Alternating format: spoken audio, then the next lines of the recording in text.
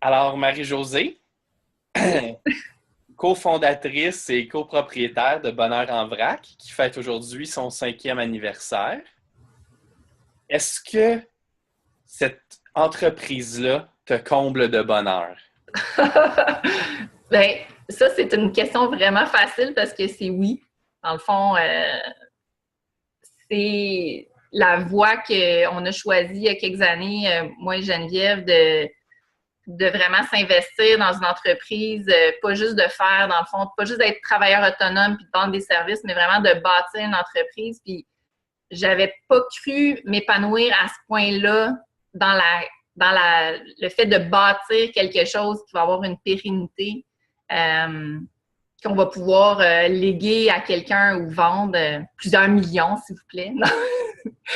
C'est pas quelque chose que j'aurais pensé, puis maintenant que je le vis, ben pas les millions, là, pas l'histoire de vendre ça des millions, mais l'histoire de faire quelque chose de plus grand que juste notre travail à moi puis Geneviève, ben oui, ça me comble de bonheur. Oui. Et puis, dans la compagnie, il y a 2 divisions, si on veut, si on peut appeler ça comme ça. Mm-hmm. Je me demandais si, de la façon que tu étais comblé par la compagnie en général, c'était pour des raisons différentes en fonction des 2 divisions de la compagnie. Ah oui. Comment t'as pu imaginer ça? Ben, en fait, les 2 divisions, je peux peut-être, pour ceux qui ne Oui, me connaissent pas pour dans ceux le qui ne micro connaissent pas, explique rapidement les 2, puis après ça, explique-nous comment les 2 te comblent, mais différemment. oui.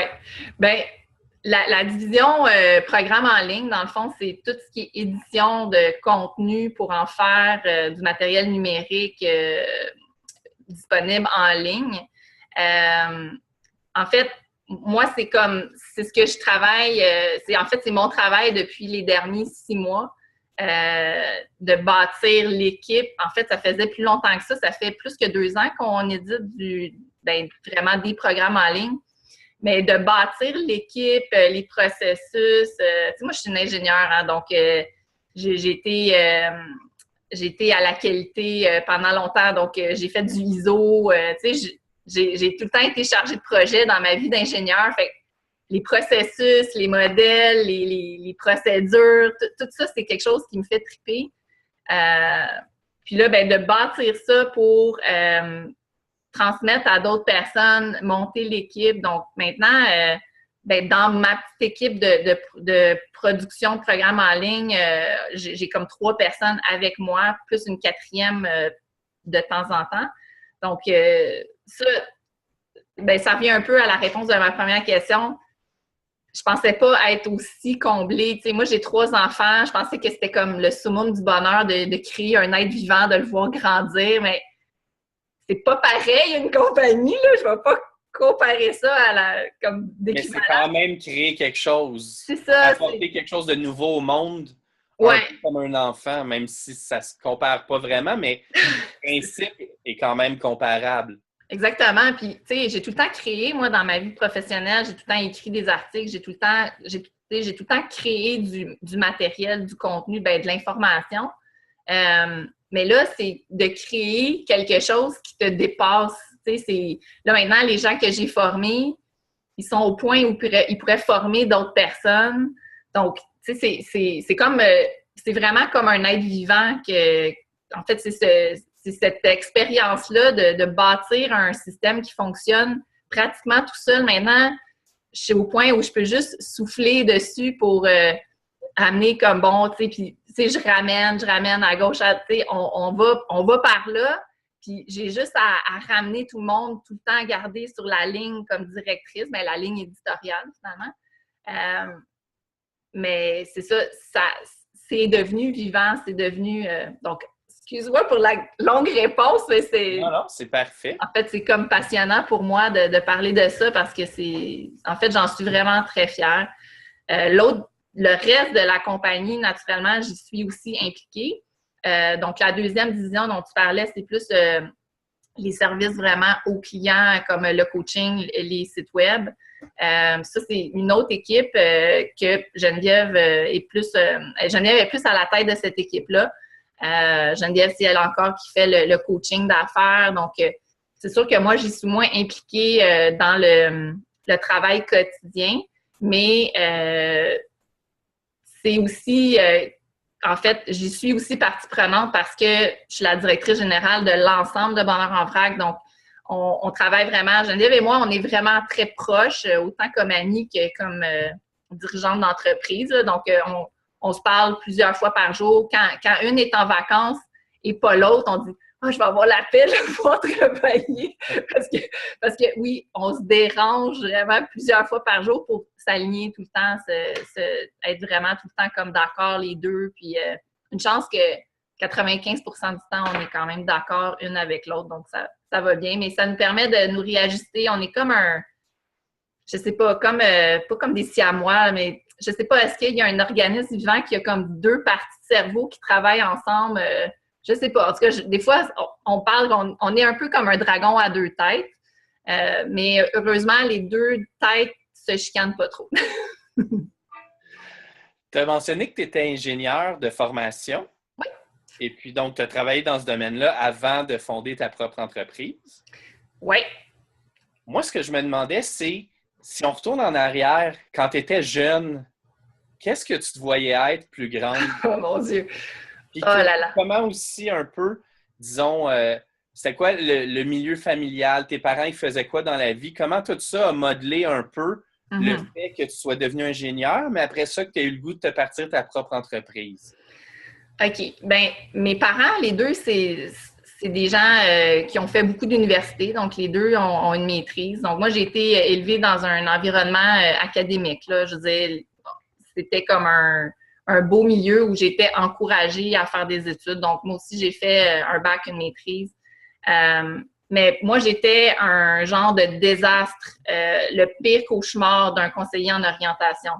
Parce que tout m'intéressait. Mais tout, là, OK, arrivé au cégep, là, tu sais, en secondaire 5, quand il faut que tu te branches un petit peu, là, je m'intéressais à l'économie, je m'intéressais à la psychologie, à la biologie, beaucoup, beaucoup à la biologie. Je m'intéressais aux machines, à comment fonctionnent les choses. Je dis, il n'y a pas... J'ai failli rentrer dans l'armée parce que j'étais dans les cadets de l'air, puis là, je me voyais comme être... Parce que moi, je fonctionne bien dans des systèmes, puis ben, l'armée, c'est un système qui fonctionne vraiment comme... Très efficace. Très efficace. Donc, moi, j'étais super épanouie dans les cadets. Écoute, je savais pas quoi faire. Donc, au cégep, j'ai pris le chemin qui me coupait le moins de portes possible. Donc, j'ai pris sciences pures. Après mes sciences pures, ben là, c'était encore une fois les demandes d'université. Qu'est-ce que je vais faire de ma vie? Et là, j'ai étudié. Écoute, ça a été là, des tableaux, tout ça. Mon père m'avait beaucoup aidé à cette époque-là, les points positifs, points négatifs.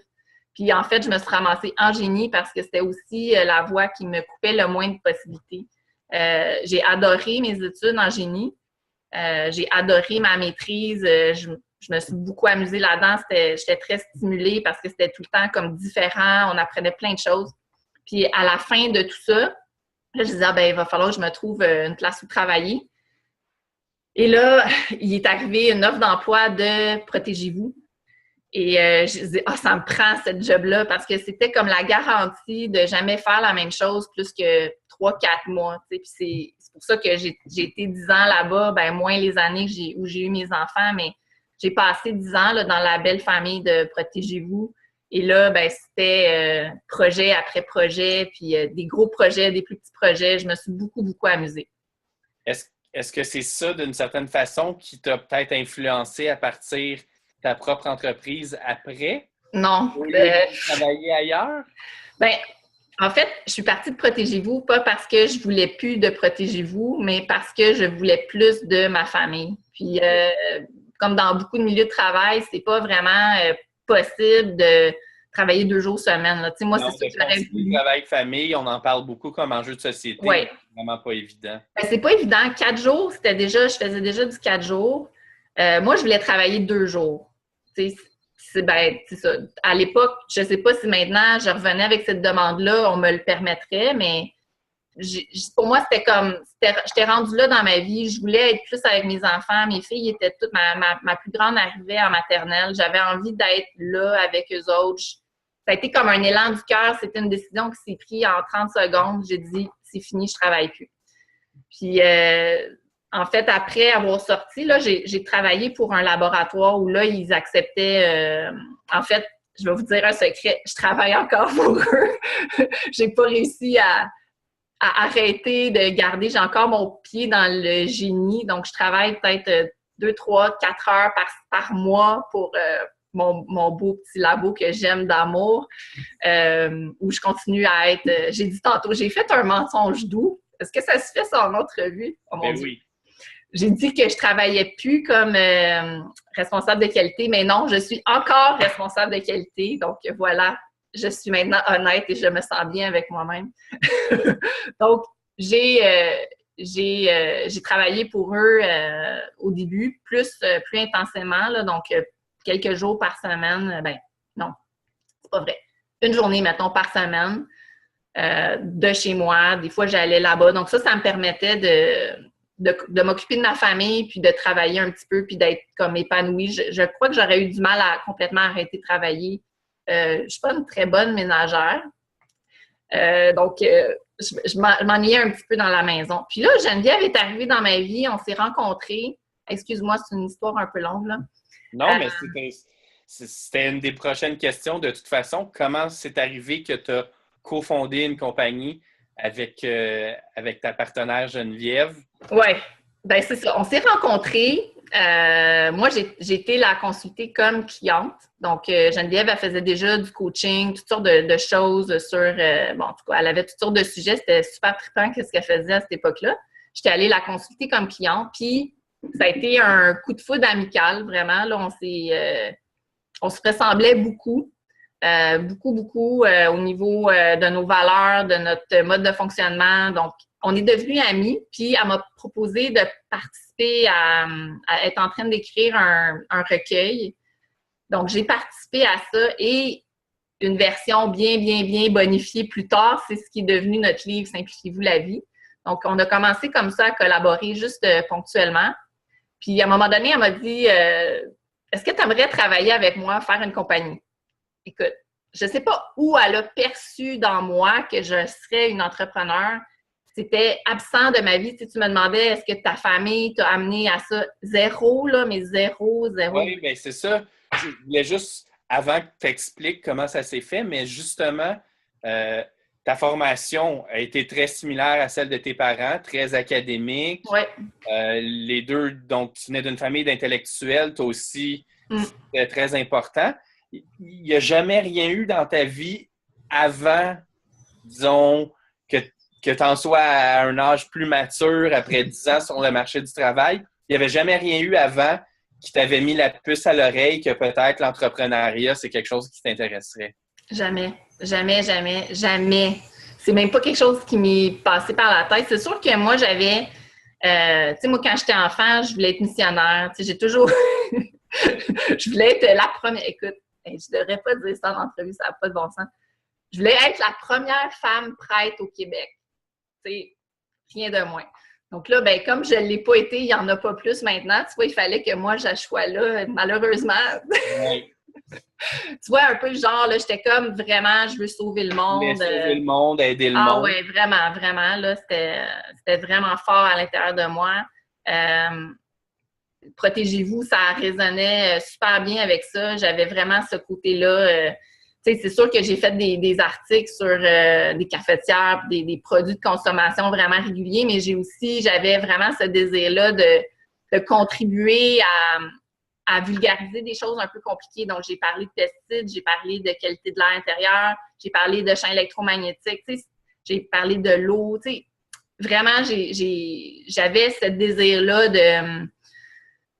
de rendre un peu plus accessible vraiment des domaines plus compliqués, plus réservés à une couche de population ciblée. Tu sais, moi, dans mes études, j'en avais entendu parler, mais tu sais, c'est pas tout le monde qui sera à faire des études en génie chimique, là. Tu sais, c'est comme... Maintenant, on en parle beaucoup plus, mais tu sais, reporte-toi, il y a 10 ans, 12 ans, tu sais, c'était moins discuté ces choses-là. Donc, j'ai perdu le fil. Ben moi, on va revenir à ce que tu avais commencé à dire avant que je t'interrompe, juste pour voir d'où ça venait. Oui. Mais dans le fond, tu avais déjà expliqué, mais là, tu as clairement répondu qu'il n'y avait rien qui t'avait Non. incité à ça. Puis c'est avec Geneviève, quand tu as commencé à collaborer avec elle. Ouais. Oui. Geneviève, elle. Comment ça a évolué, comment ces étapes-là se sont faites de tes premiers contacts comme cliente avec elle jusqu'à une collaboration, l'écriture d'un livre, puis finalement, se partir une entreprise ensemble. Ben, c'est ça. Tu sais, au début, Geneviève, elle m'a proposé ça comme ça, puis moi, à cette époque-là de ma vie, j'avais rien à faire. Tu sais, je travaillais pour mon labo quelques heures, j'avais mes enfants, je m'ennuyais un petit peu à la maison. Tu sais, fait que n'importe quoi que tu m'aurais proposé, j'aurais embarqué, là. Tu sais, j'étais vraiment quelqu'un qui était ouverte aux opportunités. Donc, je suis devenue chef d'entreprise. Tu sais, on a fondé la compagnie, donc là, il y a 5 ans, là, donc le 8 août, ouais, c'est ça, le 5 août, excuse-moi, 2011. Donc, tu sais, quand on a fondé, j'étais chef d'entreprise. Mais dans ma tête, c'était Geneviève qui était comme vraiment celle qui avait la volonté de ça. Puis moi, j'étais une bonne co-partenaire, tu sais. C'est elle qui t'avait embarqué dans le bateau dans ta tête. Ben oui, Elle restait le capitaine un peu, c'est ça? Oui, ben c'est ça. Puis tu sais, c'est elle qui est la présidente de la compagnie. Puis jamais j'aurais comme combattu ça. Là. C'est comme, go ma grande, t'es la présidente. Moi, je suis ta seconde sans problème. Tu sais, fait que Puis ça a été comme ça les premières années. Donc, tu sais, c'était Geneviève qui était la coach, c'était Geneviève qui savait faire les sites web, c'était Geneviève qui faisait le marketing au début. Puis moi, ben j'écrivais les textes parce que j'avais quand même, par mes années de Protégez-vous, pauvres eux autres, ils ont tellement travaillé fort au début sur mes textes parce que j'écrivais pas très bien au début. Très bien étant un euphémisme. Donc, non, c'est ça. Ils ont travaillé vraiment fort au début pour me faire sortir une pensée claire. Donc, j'avais quand même pris un peu d'expérience à ce niveau-là. Donc, j'ai vraiment travaillé beaucoup au niveau de la recherche, de sortir les informations qui définissaient notre pensée comme entrepreneur, comme entreprise. L'angle qu'on voulait donner aux choses, c'est comment on voulait contribuer au monde. Donc, moi, j'ai travaillé beaucoup là-dessus, j'ai beaucoup écrit au début. Ce qui s'est passé, c'est qu'à un moment donné, Geneviève était pas mal débordée avec les sites web à faire, nos sites web, parce qu'au début, on ne faisait pas de site web pour les autres, on faisait nos propres sites web. On est passé, au début, on était sur Joomla, on a passé sur WordPress. Donc, apprendre toute une nouvelle plateforme, tout ça. Elle faisait le coaching, elle faisait le marketing. Bon, ça avait comme plus d'allure. Fait que ça, c'est peut-être, je te dirais, il y a 3 ans et demi. À un moment donné, j'ai dit à Geneviève, je dis, t'en as beaucoup à faire. T'sais, je vais m'occuper du marketing. T'sais, on a besoin de développer ça parce que, on dit qu'elle s'en occupait, mais elle n'avait pas beaucoup fait de formation là-dedans. On faisait ce qu'on pouvait, là, tu sais. Puis quand tu commences à être entrepreneur, ça vient pas comme avec un manuel d'instruction. Tu n'as pas, faites ça, puis ça va bien aller. Il n'y a aucune garantie que rien va bien aller. On est tout le temps un petit peu à l'aveugle. On marche un petit pas par ici, puis là, on dit « Ah, oups, OK, ça marche pas comme il faut. OK, on va tourner un petit peu à gauche. » Tu es tout le temps en train de te réajuster. Fait que j'ai pris en... Oui? Bien, à ce niveau-là, justement, à quel moment, depuis la fondation de l'entreprise, à quel moment vous avez réalisé que, à force de vous adapter, ça marchait? Parce que c'est quand même incertain de fonder une entreprise. Ouais. Puis il y a un certain moment où tu réalises que oui, ça peut fonctionner, puis que l'entreprise, éventuellement, s'est rendue aujourd'hui à fêter son 5e anniversaire. Donc, dans le progrès de la compagnie, à quel moment, toi, tu as réalisé que c'était possible, ça allait devenir ça ta vie, si on veut, ta vie professionnelle, à part les quelques heures que tu fais encore de labo, mais ça serait ça qui occuperait la majorité de ton temps puis que ça fonctionnerait? Et là, tu me creuses le coco, là. Parce que Je pense que dès qu'on a commencé, moi, j'ai cru dans Bonheur en vrac complètement. OK? Écoute, c'est vraiment une bonne question.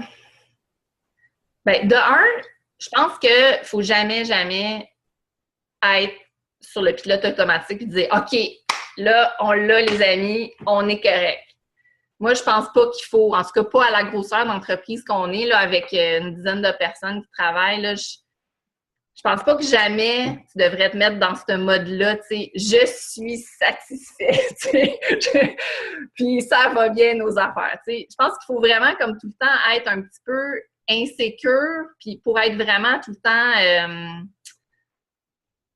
j'ai juste un mot en anglais, là, on the edge, là, tu sais, de tout le temps être aux aguets, c'est ça, puis tout le temps être en train de te réajuster, puis de te réaligner, puis dire, OK, ça, tu sais, être vraiment dans l'observation continuelle de ton fonctionnement puis de ta réussite, tu sais. Donc, c'est pour ça que j'ai jamais atteint cette espèce de sentiment-là que tu dis de dire, OK, là, on l'a, tu sais.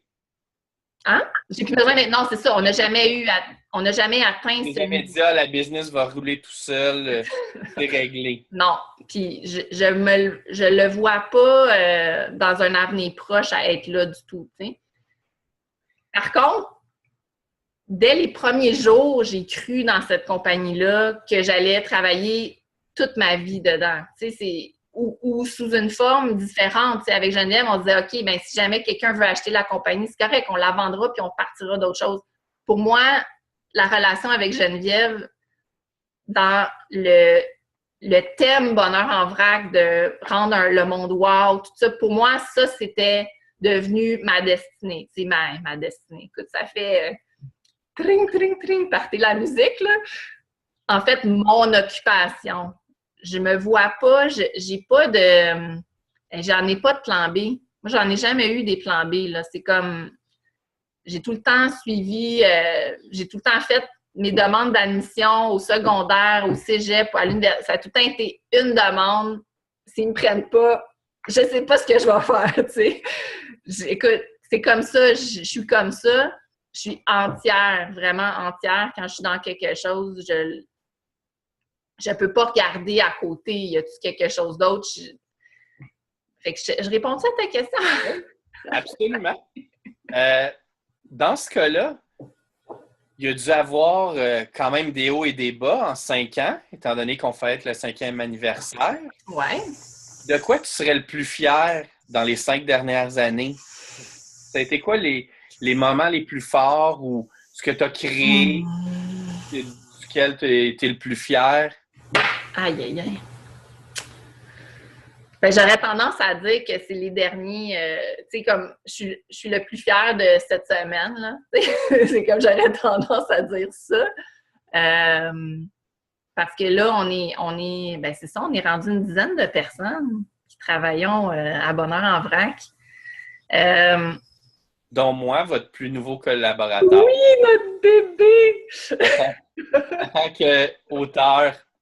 Oui, effectivement. Donc, Jacques, tu es notre dernière trouvaille. Ben c'est ça. On a tous des gens... on a travaillé avec beaucoup plus de personnes. Les gens sont venus, sont partis. Je suis contente de tous les gens qu'on a eus. On a gagné...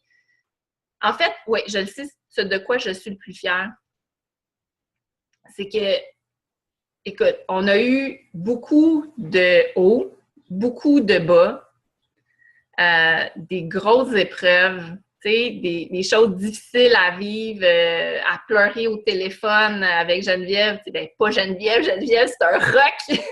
Ben moi, je suis comme super sensible. Donc, moi, de pleurer au téléphone, tu sais, on a eu des petits accrochages avec Geneviève, peut-être en 5 ans, je te dirais peut-être 2, 3 accrochages où le ton de voix a élevé un petit peu, légèrement. Tu sais, on ne s'est jamais chicané, mais bon, tout ça, des situations avec des clients qui nous ont coûté cher, de un, très cher. qui nous ont appris comme énormément. Mais c'est ça. Ce que je suis le plus fière, c'est d'avoir pris chacune de ces choses-là, chacun de ces éléments-là, et d'avoir tiré une leçon de chacune de ces choses-là. Si on est maintenant Bonheur en vrac, qu'est-ce qu'on est? C'est vraiment grâce à tous ces bons coups et mauvais coups-là qu'on a fait. Je sais pas, là, je vais dire jamais, aucun, là, c'est des gros mots, mais il me semble en tout cas qu'il n'y a aucune chose qui nous est arrivée duquel on n'a pas grandi, appris, grandi. Progressé, grandi. Oui. Que ce soit au niveau personnel, parce que je suis plus la même personne que j'étais il y a 5 ans, ça c'est sûr. Geneviève non plus, je pense pas, je vais pas parler pour elle, mais puis Bonheur en vrac non plus, et plus la même personne. On en parle souvent avec Geneviève. Pour nous, Bonheur en vrac, c'est quelqu'un. C'est comme une entité propre qui a ses propres désirs, ses propres caprices, ses propres défis. Puis nous, on est juste, dans le fond, une capacité d'exécution pour cette entité-là qui existe par elle-même, qui respire par elle-même, puis qui a un cœur qui bat. Donc, ouais, je suis fière de ça, de ne pas être sur le pilote automatique, de prendre nos responsabilités, d'assumer qu'est-ce qu'on fait. En fait, je suis fière d'être une chef d'entreprise qui suit les valeurs qui sont les miennes aussi dans la vie en général. Il n'y a pas de compromis, il n'y a pas de distinction entre moi, la chef d'entreprise, puis moi, la femme, la mère, l'amie, la fille. C'est la même chose. C'est ça que j'allais poser comme question. Les valeurs de l'entreprise, c'est les mêmes valeurs que des personnes qui la gèrent, à qui appartient l'entreprise, de ce que je comprends dans ton cas. Donc, comment tu vois l'entreprise, vos valeurs, qui sont tant des valeurs personnelles que celles qui se reflètent dans l'entreprise, par rapport aux produits et services que tu offres, puis voir justement comment ça fait concorder. Tu as dit que tu voulais sauver le monde tout à l'heure. Ouais. En quoi est-ce que ces valeurs-là, tu vois qui sont incarnées dans ton travail à tous les jours pour ton entreprise? Oui. Bien, d'abord, dans les produits, tu sais, on a comme produit plusieurs objets d'information, disons, ou d'inspiration depuis qu'on a Bonheur en vrac. Donc, les thèmes qui sont abordés dans tout ce qu'on produit d'écrit et de verbal, finalement, quand on a fait des conférences, on n'en fait plus beaucoup, là, mais disons quand on en faisait plus, dans les salons, en fait, tout ce qu'on a fait, ben, c'est beaucoup, l'auto-responsabilisation. Donc, d'assumer où est-ce que tu es dans ta vie par rapport aux décisions que tu as prises ou de non-décisions que tu as prises. Moi, c'est ce que je trouve de plus, qui est le plus criant comme manque présentement dans notre société. Puis c'est finalement qu'est-ce que nous, on essaye le plus possible de véhiculer comme valeur. Donc, le résultat que tu as aujourd'hui dans ta vie, puis dans notre entreprise, c'est la même chose. Ce qu'on vit maintenant comme entreprise, comme Bonheur en vrac, bien, c'est le résultat de ce qu'on a fait la semaine passée, le mois passé, l'année passée. Donc, si tu n'aimes pas ce que tu as là, bien, change-le. Puis, c'est peut-être la deuxième valeur, c'est de tout le temps être en train de chercher des solutions. Donc, d'être... comment je dirais ça? En fait, je vais dire quelque chose qui est un mot un peu dur, mais peut-être la victimisation, c'est vraiment on est anti-victimisation. Tu veux que les gens se responsabilisent? Oui, bien c'est ça, mais c'est comme un autre pendant. Tu sais, en fait, moi, je me plains pas comme personne. Tu sais, je suis pas dans la plainte de « Oh mon Dieu, il m'arrive ça, il m'arrive ça ». Je suis tout le temps en train de chercher des solutions. Donc, c'est aussi quelque chose qu'on promeut dans nos produits, dans les valeurs de l'entreprise, mais aussi dans notre fonctionnement quotidien. Tout le temps être en train de chercher des solutions. Puis, tu sais, dans ma vie quotidienne, c'est aussi pire que ma fille a des allergies. J'ai sorti les premiers 10 livres sur les allergies de la bibliothèque. J'ai passé rapidement pour chercher les solutions concrètes, qu'est-ce que tu peux faire, hormis leur donner des médicaments. Ça ne m'a pas satisfait. J'ai sorti les 10 livres plus en naturopathie, tout ça, pour aller chercher des solutions. J'ai identifié tous les items que je pouvais faire, tout ce que je pouvais faire. Je l'ai fait. Elle n'a plus d'allergie. Tu comprends? Moi, dans mon mode de vie quotidien, c'est comme ça. Je reste pas avec un problème. Puis dans l'entreprise, c'est exactement la même chose. On a un souci ici, on vient de perdre 1 heure avec un client parce que c'est trop compliqué à faire comprendre qu'est-ce qu'on fait, telle chose. OK, parfait, je vais faire un questionnaire. C'est ça exactement, c'est un cas vécu cette semaine. On a passé beaucoup de temps à expliquer notre service de programme en ligne à une cliente. Finalement, ça ne lui convenait pas.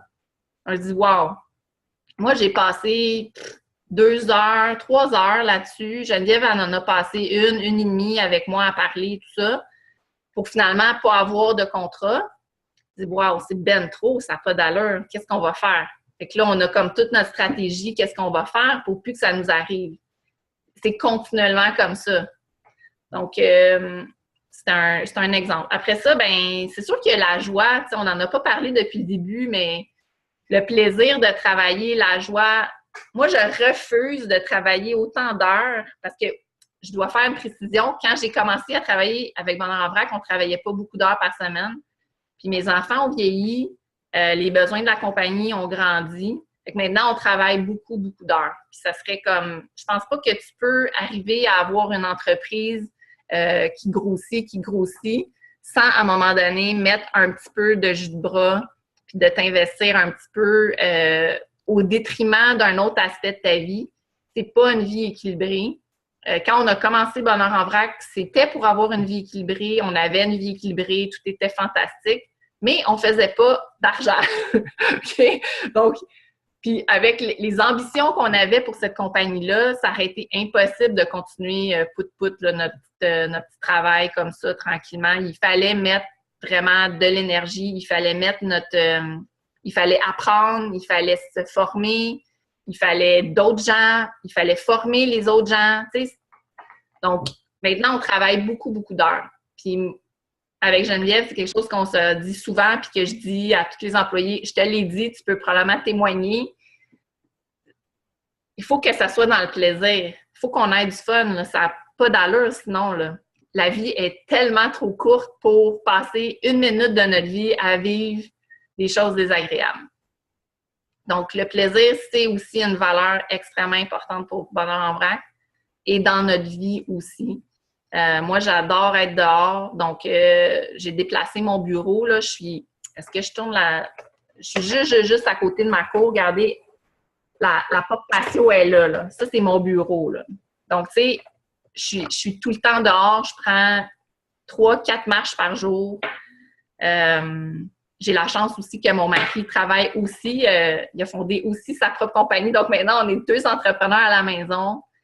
Les enfants sont pas loin. Fait que c'est ça. L'aspect joie est vraiment, vraiment important. L'aspect plaisir d'être avec les gens. Moi, je travaille pas avec des gens avec qui je m'entends pas bien. J'ai besoin d'être complice avec les gens avec qui je travaille. J'ai besoin qu'on rie. J'ai besoin j'ai besoin qu'on incarne tout ce qu'on dit dans nos programmes. Donc, on a des programmes sur le rire, la joie, ben c'est ce qui est dans notre vie. On publie juste, dans le fond, des choses avec lesquelles on est en accord, tu sais. La gestion de temps, c'est super important pour nous aussi. D'arrêter de perdre du temps tout partout, tu sais. Je veux dire, je dis que je travaille beaucoup. Ouais, je travaille beaucoup. Mais je perds aucun temps sur rien, nulle part. Tu sais, je ne fais que des choses significatives pour moi, pour ma famille. Je fais toute notre nourriture, on mange bio, on mange super, super bien. Ben, je fais toute ma nourriture. Je fais pas mes biscottes, là. Bon, ça, j'achète des biscottes, je dois l'avouer. Mais tu vois, l'idée, c'est que j'essaie vraiment de vivre selon ce qu'on promeut dans l'entreprise, dans notre blog, dans nos programmes. Ouais, c'est ce que j'essaie de faire. Une dernière question comme ça, mais qui est quand même une longue question. Bonheur en vrac fête son 5e anniversaire. Oui. Si dans 5 ans, on fête le 10e anniversaire de Bonheur en vrac, ça va avoir l'air de quoi? Oh mon Dieu! Qu'est-ce qui va se passer dans les 5 prochaines années de la compagnie? Oh. Où est-ce qu'on s'en va? Où est-ce que tu veux t'en aller avec Geneviève? C'est quoi votre vision de l'avenir? Comment vous allez y arriver? Qu'est-ce qu'on va fêter dans un autre 5 ans quand ça va être les 10 ans de Bonheur en vrac? Aïe, aïe, aïe, aïe. Écoute, c'est une bonne question, ça.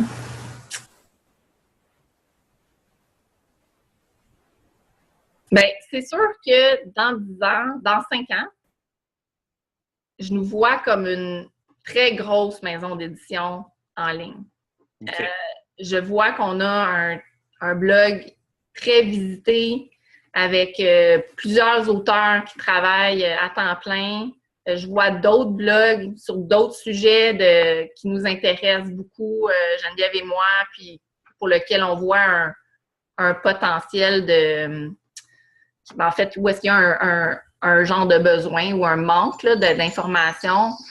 Je nous vois vraiment comme la plus grande maison d'édition de programmes en ligne.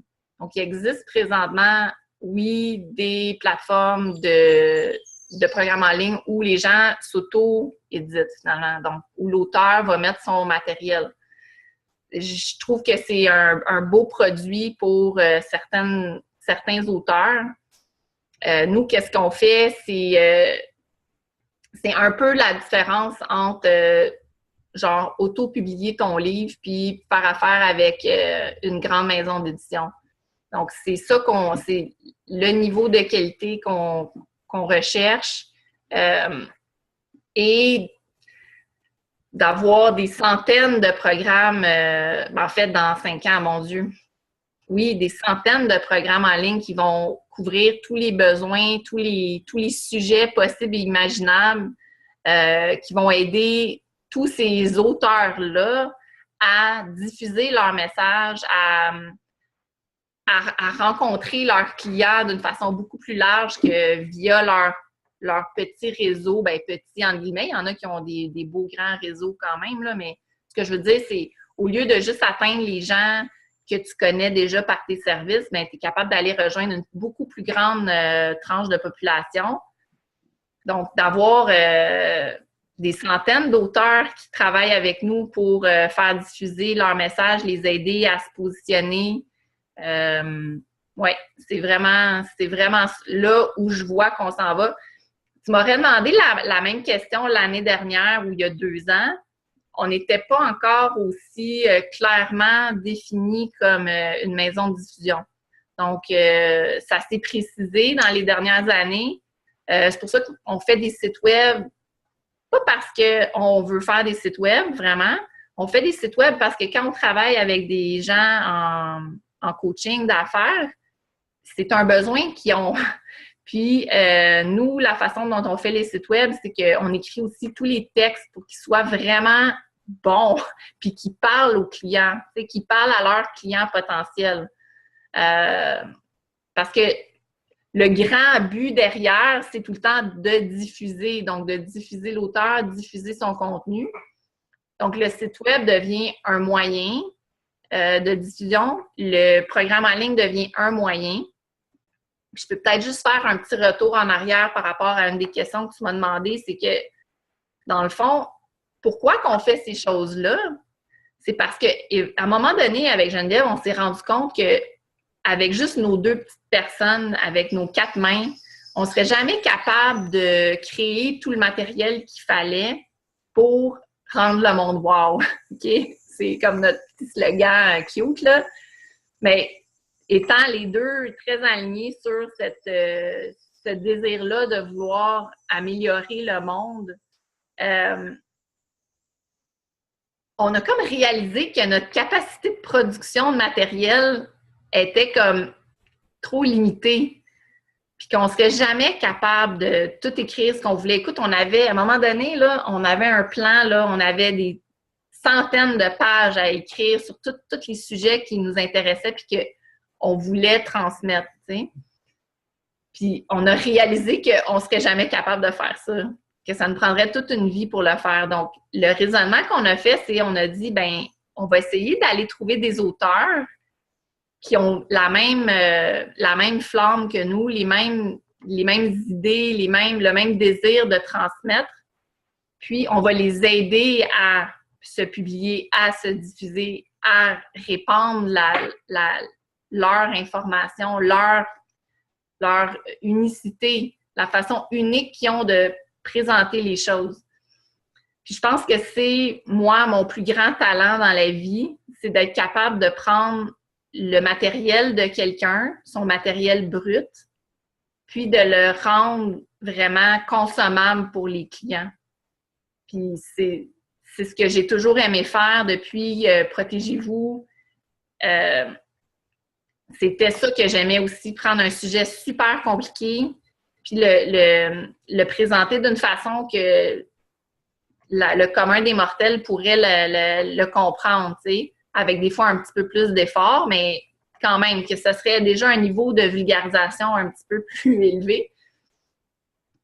Donc maintenant, c'est ce qu'on fait avec les auteurs, avec nos programmes en ligne, nos sites web et tout ça. Et c'est ce que j'espère, c'est que dans le fond, dans 5 ans, on puisse regarder tout ce qu'on a publié puis dire « Wow, maintenant, quelqu'un qui a un besoin précis peut trouver à l'intérieur de notre matériel réponse à son besoin. » Puis qu'il va comprendre qu'est-ce qui est écrit, que ça va être engageant parce que c'est sûr qu'il existe, je veux dire, cette connaissance-là, elle est disponible, là. Faut pas se leurrer, là. On réinvente pas la roue, on redit des choses qui existent déjà. Les bibliothèques sont pleines, là. Puis les gens les lisent, les livres. C'est pas parce que les gens, il leur manque des connaissances. Moi, je pense pas que les gens manquent de connaissances. Les gens manquent de connaissances qui les font bouger. Donc, c'est pour ça que nos programmes, c'est ça qu'on essaie de faire dans chacun des programmes, c'est d'amener les gens avec un peu de connaissances à faire le pas qu'il leur faut pour aller mieux dans leur vie, pour être plus épanouis, ou du côté des entrepreneurs, pour être plus efficaces avec leur entreprise. Donc, c'est pas juste de l'information, c'est de l'information qui te pousse à l'action, qui te donne le goût de faire le pas. Donc, si dans 5 ans, on avait publié plusieurs programmes en ligne comme ça, qui ont la capacité de vraiment transformer le monde autour de nous, je pense que je serais vraiment, vraiment fière. C'est une longue réponse, hein? Excellent. Bien, merci beaucoup, Marie-Josée. Et puis, félicitations pour votre 5e anniversaire. Merci Jacques.